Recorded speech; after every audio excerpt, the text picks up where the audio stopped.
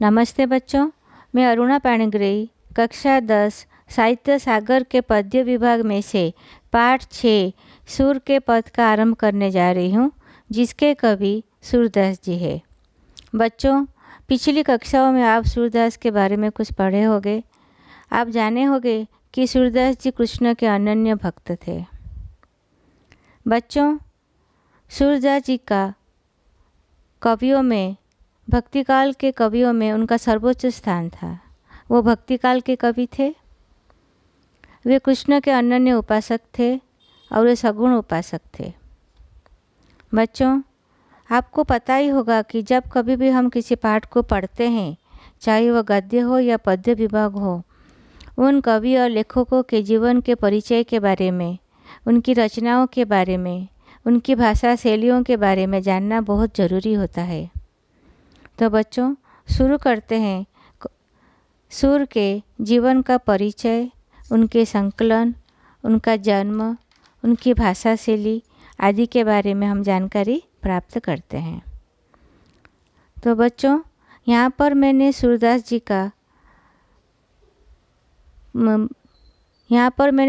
का जीवन परिचय यहाँ पे दी हूँ, परंतु आपकी सहजता के लिए, आपको समझने के लिए मैंने अपने हाथों से लिखकर यहाँ पे आपको मैं पढ़ाऊँगी, जिसे आपको समझने में आसानी होगी।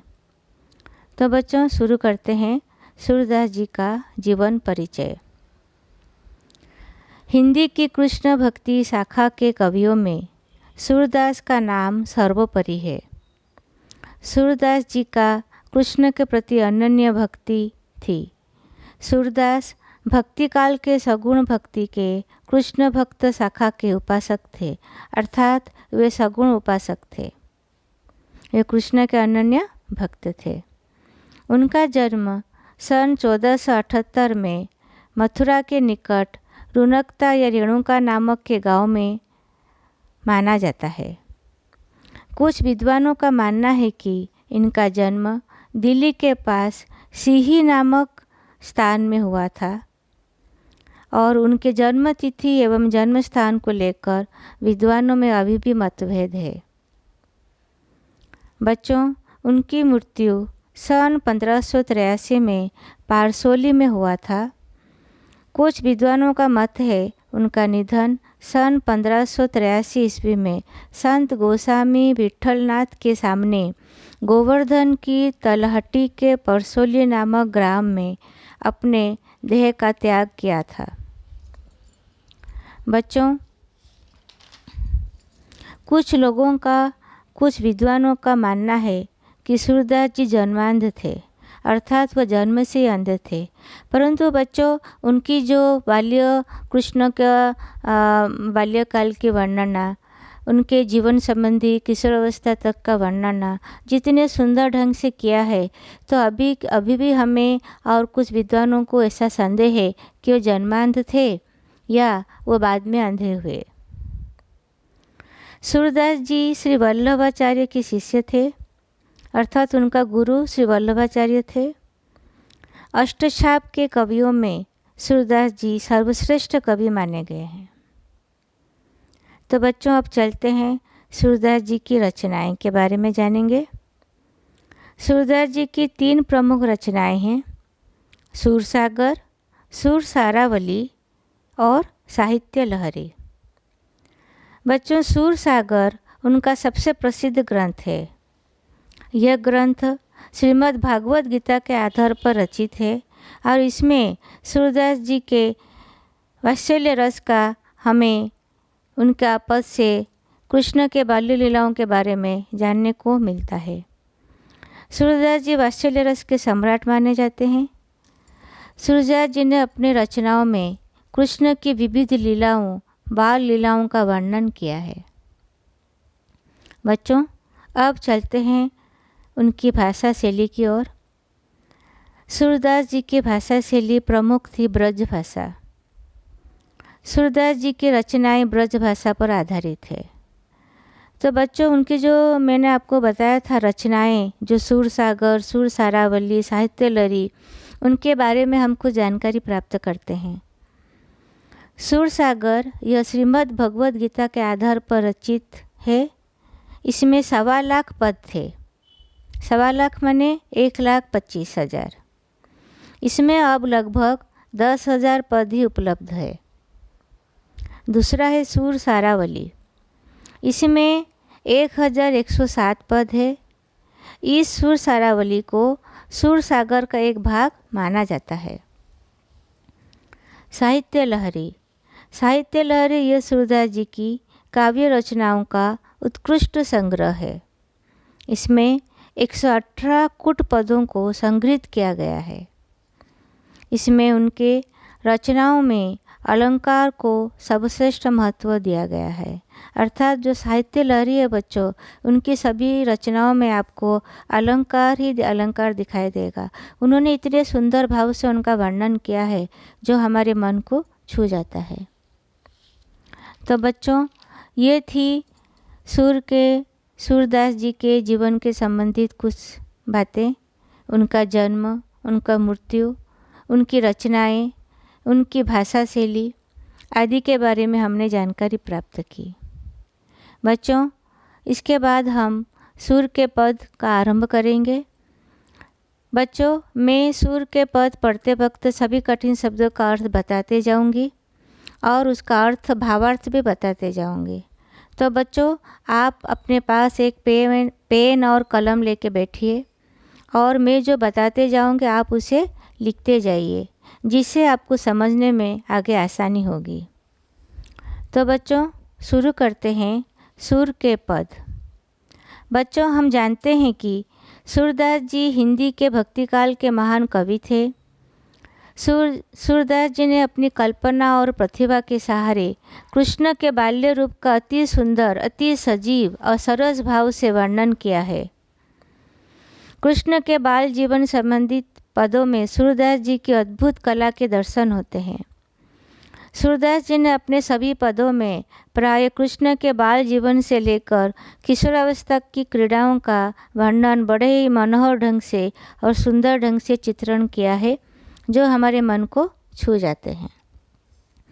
तो बच्चों, ये जो पहला पंक्ति है उसमें सूरदास जी ने कृष्ण के बाल्यकाल के लीला का अति सुंदर ढंग से वर्णन किया है कि कैसे माँ यशोदा कृष्ण को कितने यत्न से दुलार करके, प्यार करके उनको सुलाने की कोशिश करती है। और इसमें सूरदास जी ने यशोदा जी के कृष्ण के प्रति वात्सल्य रस का, वात्सल्य भाव का अति सुंदर ढंग से वर्णन किया है, जो हम इस पद में पढ़कर जानेंगे। तो बच्चों, मैं शुरू करती हूँ पहला पद।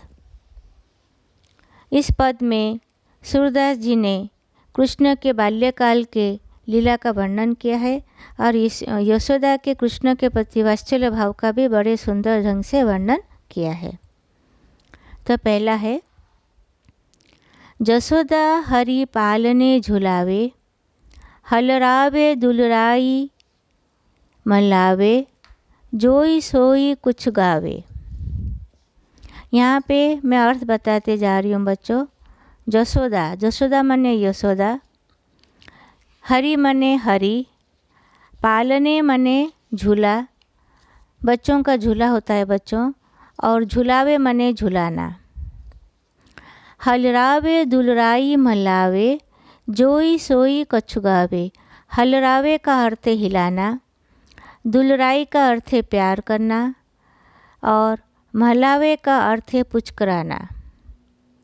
जोई सोई कुछ गावे, जोई सोई माने जोई कोई भी गीत या लोरी गाना, गावे माने गाना।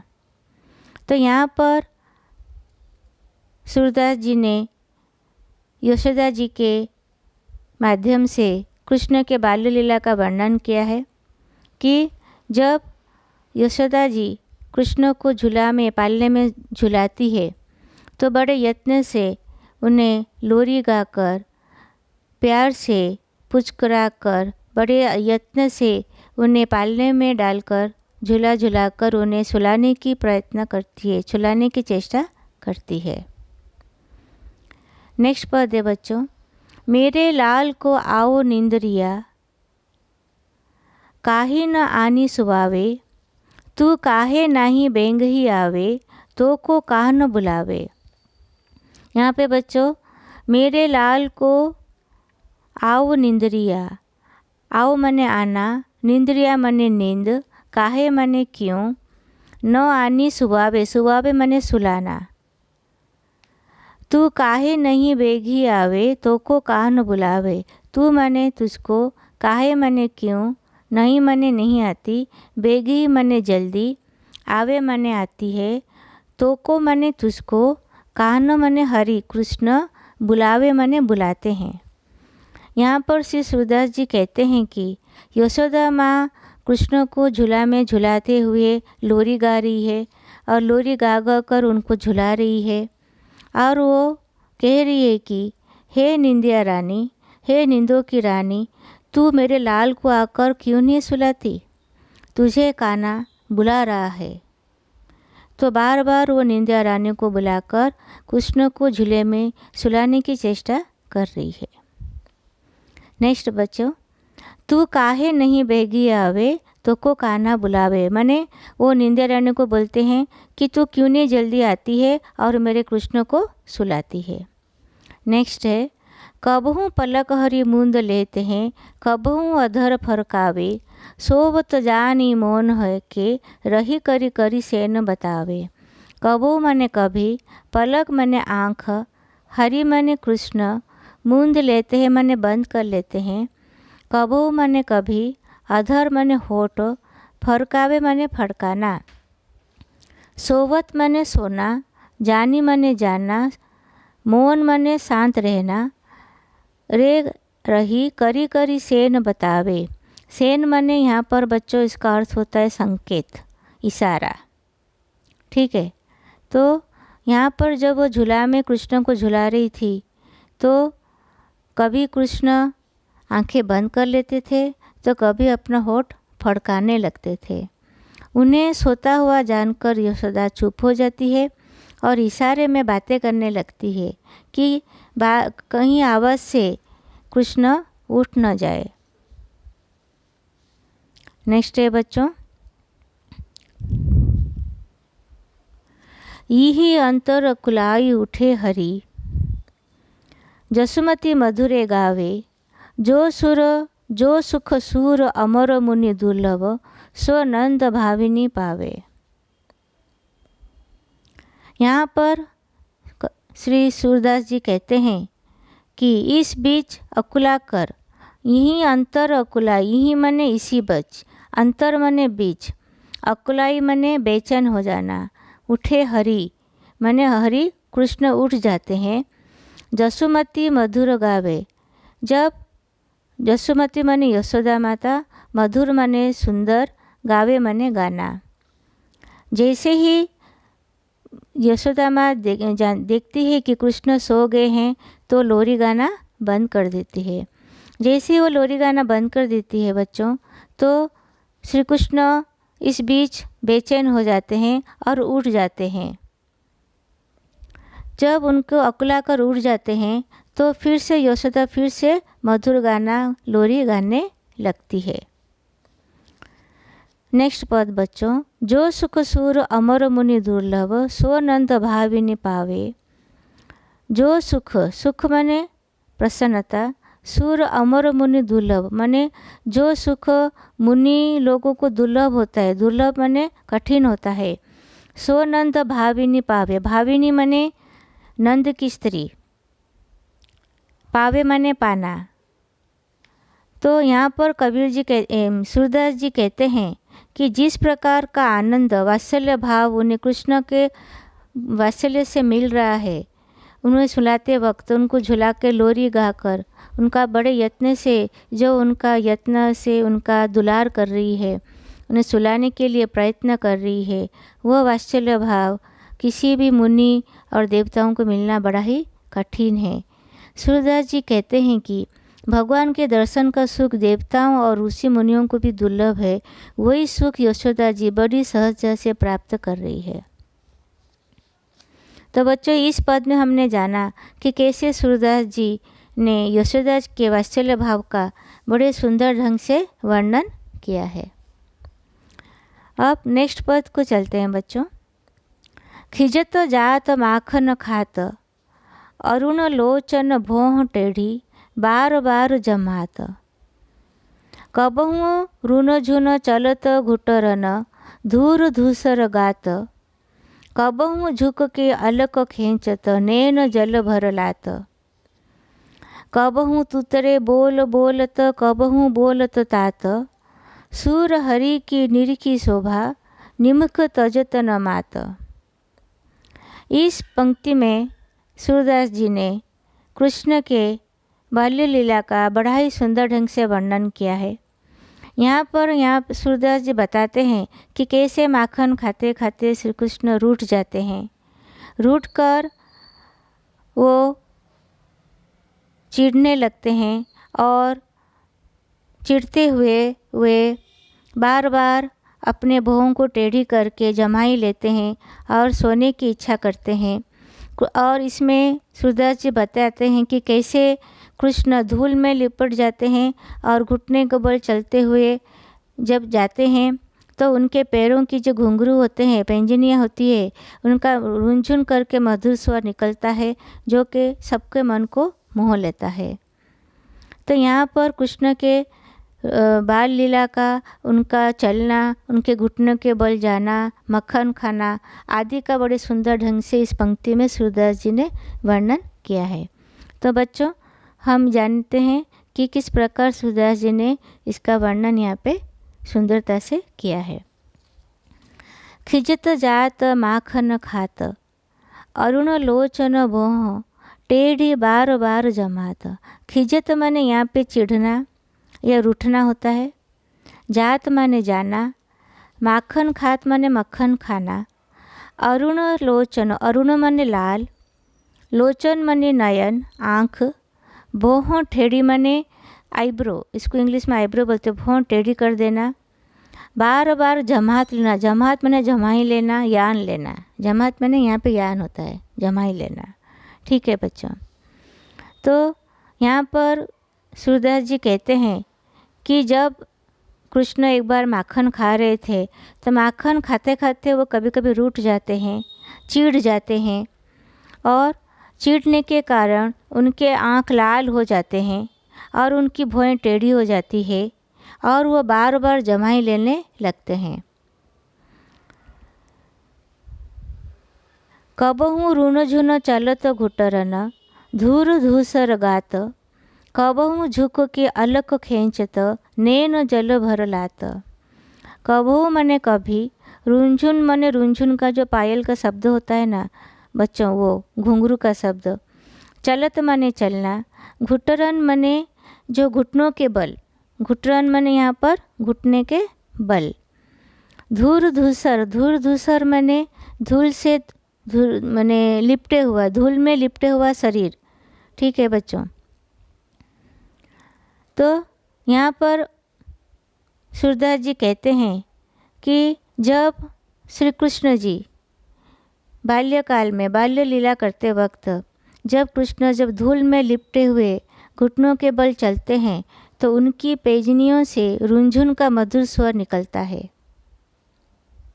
जो मन को मोह लेता है। कबहू झुक के अलक खींचत, नैन जल भर लात। कबहू तुतरे बोल बोलत, कबहू बोलत तात। कभी वो झुक जाते हैं और झुककर नीचे अपने बाल खींचते हैं, अपने घुंघराले बाल खींचते हैं।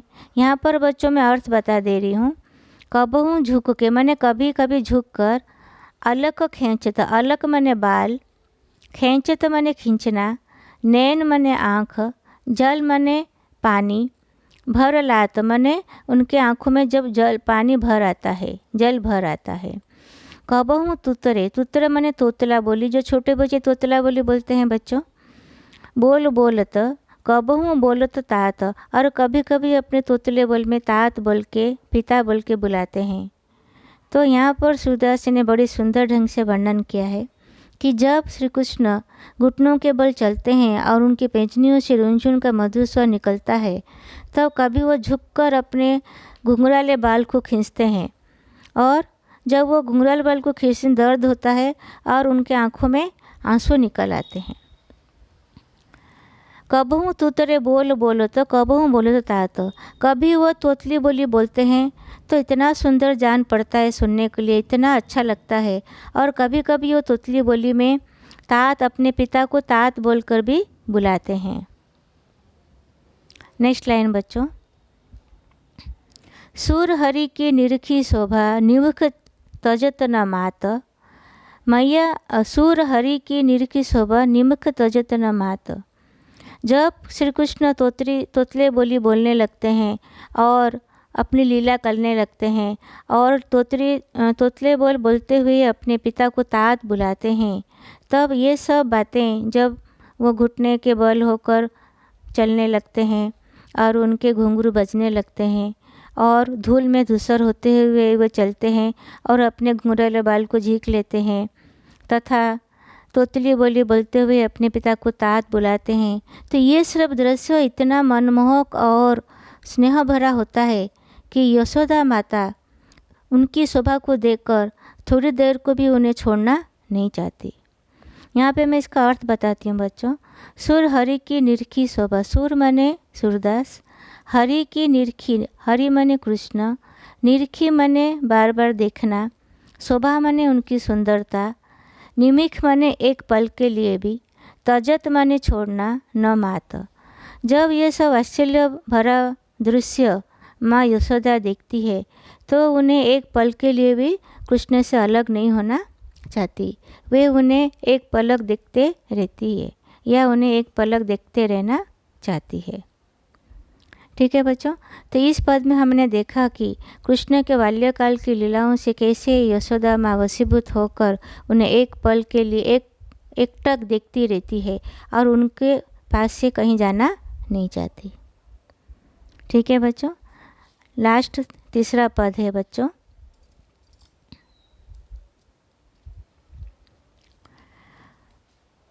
मैया मेरी चंद्र खिलौना ले हो, धोरी को पय पान न करियो, बेनी सिर न गुथियो, मोती न माल न धरियो, उर पर झुंगली कठ न ले हो, जेहो लोट अबही धरनी,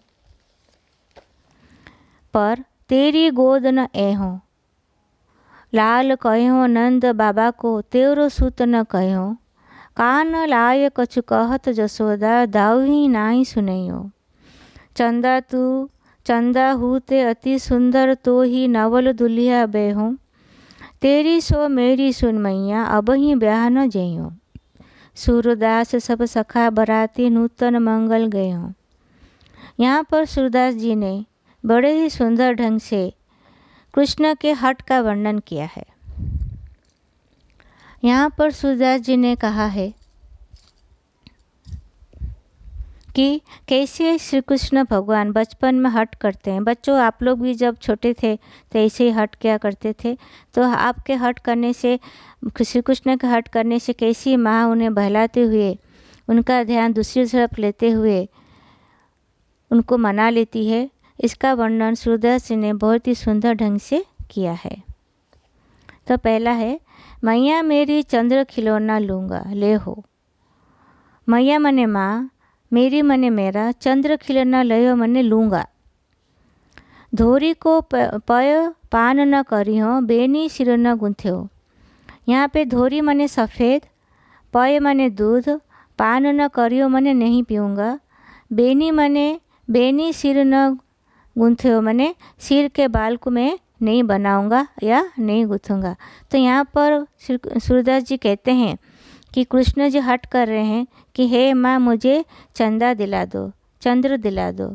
जब तक तुम मुझे नहीं ला के दोगी तब तक मैं सफ़ेद गाय का दूध नहीं पीऊँगा और सिर का बाल नहीं बांधूँगा या नहीं गूँथूँगा। यहाँ पे मैं अर्थ बता दे रही हूँ बच्चों। धोरी माने सफ़ेद, को पय माने दूध, पान न करियो माने पान माने नहीं पीना, न करियो माने करना नहीं करना, बेनी सिर न गुंथियो, बेनी माने बाल बांधना या बनाना, सिर न गुंथियो माने सिर के बाल को नहीं बनाना, गूंथना माने बनाना। तो यहाँ पर कृष्ण जी कहते हैं, हट करते हैं कि मुझे आकाश में उदयमान चंद्रमा को जब तक नहीं दोगी, वो उसे खिलौना समझते हैं बच्चों। और खिलौना समझकर वो मांगते हैं कि जब तक मुझे नहीं दोगी तब तक मैं क्या करूँगा, धोरी नामक गाय, सफ़ेद नामक गाय का दूध नहीं पीऊँगा और सिर पर चोटी भी नहीं बंधवाऊँगा। धोरी, नेक्स्ट लाइन है बच्चों, मोती न माल न धरियों उर पर, झुंगली कंठ न ले हो, जय हो लोट अम्भई धरनी पर, तेरी गोद न ए हो। यहाँ का अर्थ मैं बता दे रही हूँ बच्चों। मोती माल माने मोती की माला, न धरियों उर पर माने उर माने शरीर पर, ओके। तो मोती का माला मैं शरीर पर धारण नहीं करूँगा। और झुंगली कंठ न ले हो, और झुंगली माने यहाँ पे अर्थ होता है कुर्ता बच्चों, और मैं ये कुर्ता को भी नहीं पहनूंगा। जेहूँ लोट अम्बनी धरनी पर, तेरी गोद न आयो, और मैं धरती पर लेट जाऊंगा और तेरी गोद में नहीं आऊँगा। तो यहाँ पर कृष्ण बोलते हैं कि यदि उन्हें वो चंद्र खिलौना प्राप्त नहीं हुआ तो वे रूठ कर धरती पर लेट जाएंगे और वे अपने माँ से कहते हैं कि वह उनकी गोद में नहीं आएंगे। ठीक है बच्चों, नेक्स्ट लाइन है, लाल कहो नंद बाबा को, तेरो सूत न कहो। और कि वो कह रहे हैं कि लाल कहो नंद बाबा के, लाल मने बेटा, कहो नंद बाबा के मने वो नंद बाबा के बेटा कहलाएंगे, पुत्र कहलाएंगे। तेरो सूत न कहो, सूत मने बेटा, न कहो मने कहना, और वो नंद बाबा के पुत्र कहलाएंगे और तुम्हारे पुत्र नहीं कहलाएंगे। तो यहाँ पर वो हट करते हुए कहते हैं कि जब तक तुम मुझे चंद्र का खिलौना नहीं ला के देती हो तब तक मैं गाय का, सफ़ेद गाय का दूध नहीं पीऊँगा, मोतियों की माला शरीर पर धारण नहीं करूँगा और न ही कुर्ता पहनूँगा। वो रूठ कर धरती पर लेट जाएंगे बोल रहे हैं और कहते हैं कि वो माँ के गोद में भी नहीं आएंगे और केवल नंद बाबा के पुत्र ही कहलाएंगे। तो यहाँ पर सूरदास ने कितनी सुंदरता से उनके हट का वर्णन किया है। नेक्स्ट लाइन बच्चों, कान लाय कुछ कहत जसोदा, दाव ही नाई सुने हो, चंदा हूँ ते अति सुंदर तो ही, नवल दुलिया बे हो, तेरी सो मेरी सुन मैया अबही ब्याहन जय हो, सूरदास सब सखा बराती नूतन मंगल गए हो। यहाँ पर जब कृष्ण जी हट कर रहे हैं और चंद्रमा लाने के लिए, चंद्रमा का वो खिलौना लाने के लिए, चंद्र का खिलौना लाने के लिए हट कर रहे हैं, तब उनका हट को देखते हुए उन्हें मनाने लगती है और उठे हुए पुत्र को मनाते हुए, बहलाते हुए वे कहती है कि उसके कान में धीरे से कुछ कहने लगती है जिससे उनके अग्रज बलराम कहीं सुन ना ले। मैं इसका अर्थ बता रही हूँ बच्चों। कान लाय कुछ कहत जसोदा, दाव ही नाई सुनयो।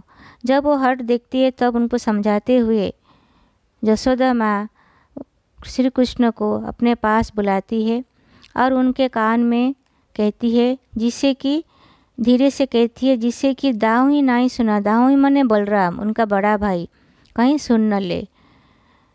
तो वो यशोदा माँ श्री कृष्ण को अपने पास बुलाती है और उनके कान में धीरे से कुछ कहने लगती है जिससे उनके अग्रज बलराम कहीं सुन न ले। वो क्या कहती है बच्चों, हम देखते हैं।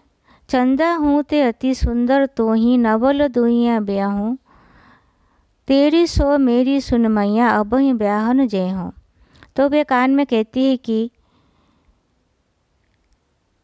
हे कृष्ण, वह उस चंद्र खिलौने के स्थान पर उनके लिए नई सुंदर दुल्हन लाएगी। ठीक है, मैं इसका अर्थ बता रही हूँ बच्चों। चंदा होते अति सुंदर तो ही, चंदा होते माने चंद्रमा से भी अधिक सुंदर तो ही माने तुझे, नवल दुल्हिया बह हो, मैं चंद्रमा से भी सुंदर तुम्हारे लिए एक सुंदर दुल्हन लेकर आऊँगी।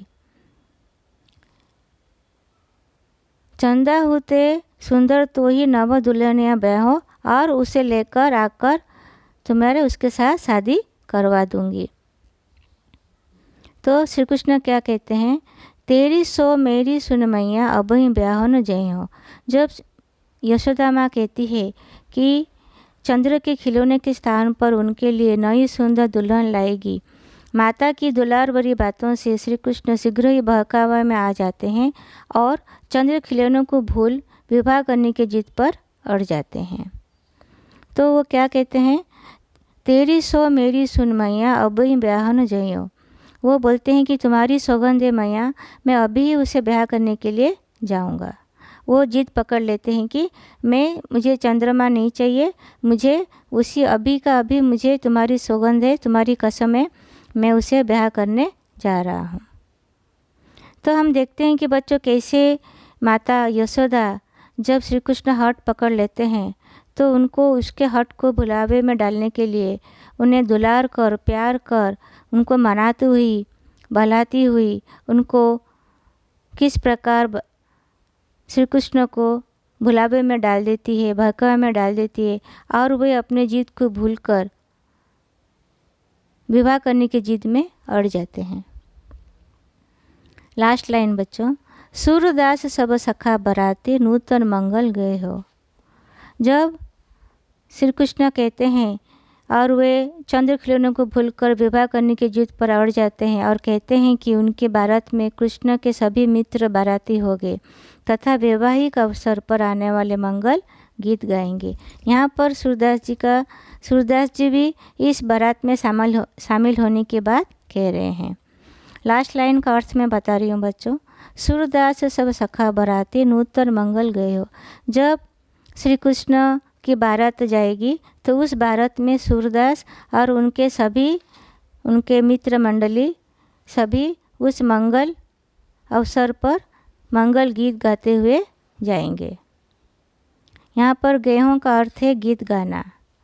तो बच्चों हमने देखा कि किस प्रकार सूरदास जी श्री कृष्ण के बाल्य अवस्था का बड़े ही सुंदर ढंग से वर्णन किया है, जो कि हमारे मन को भाव विभोर कर देती है।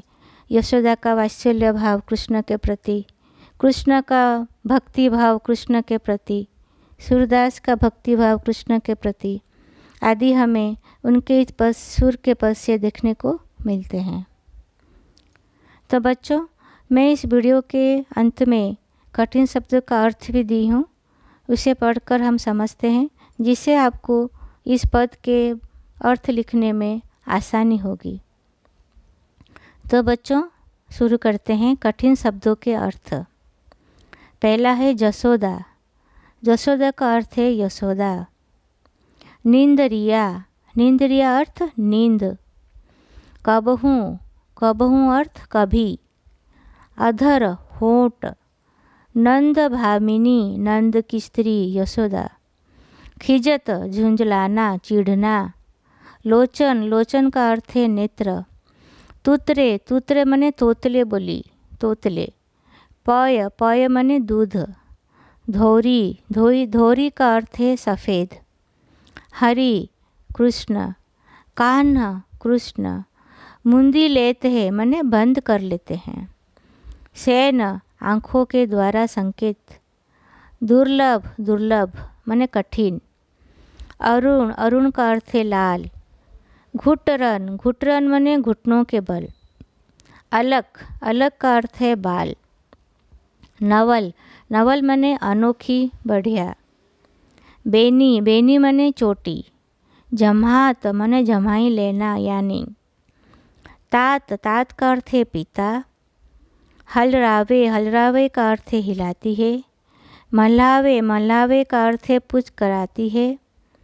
दाहू ही मने बलराम उनके बड़े भैया। झंगुली मने बच्चों का ढीला कुर्ता। तो बच्चों हमने कठिन शब्दों का अर्थ का हमने यहाँ पे पाठ किया। बच्चों मैं इस वीडियो के डिस्क्रिप्शन में मैंने एक PDF भी दिया है और उसके अंदर मैंने ये जो सूर्य के जीवन के परिचय संबंधित सभी लेख लिखी हूँ और कठिन शब्द के अर्थ भी लिखी हूँ। तो आप उस वीडियो को डाउनलोड कीजिए, आप उस PDF को डाउनलोड कीजिए और उसके जो कठिन शब्द दी हूँ और जो कवि के संदर्भ में बताई हूँ उसका आप अध्ययन कीजिए। जिसे आपको समझने में आसानी होगी। तो बच्चों धन्यवाद बच्चों, नमस्ते।